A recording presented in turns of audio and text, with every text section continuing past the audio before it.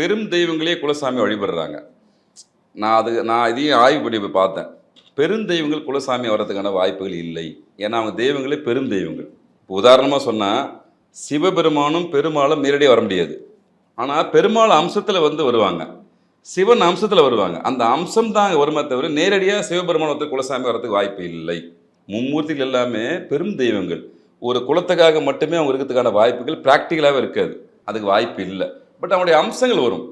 இப்போது பெருமாள் வம்சத்தில் வரும்போது விஷ்ணு, மகாலட்சுமி, ராஜராஜேஸ்வரி, இந்த மாதிரி நிறைய அம்சங்கள் இருக்குது. மகாலட்சுமி தாயார் நிறைய பேருக்கு உண்டு. இவங்கெல்லாம் சைவ லிஸ்ட்டில் வந்துடுவாங்க.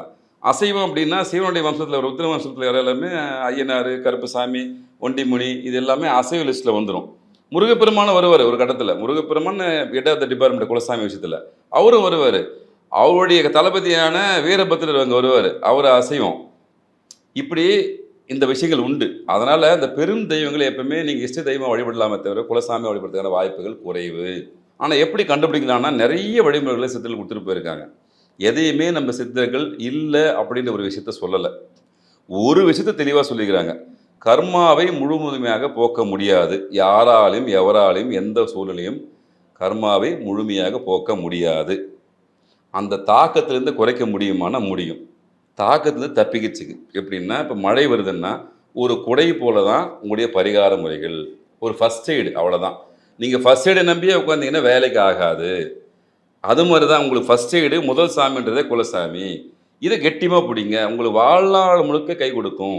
அப்படின்னா உங்கள் ஜாதக அடிப்படையில், அது குறிப்பாக ஆண் ஜாதகத்தின் அடிப்படையில் உங்கள் குலசாமியாரும் தெரிஞ்சிக்க முடியும்.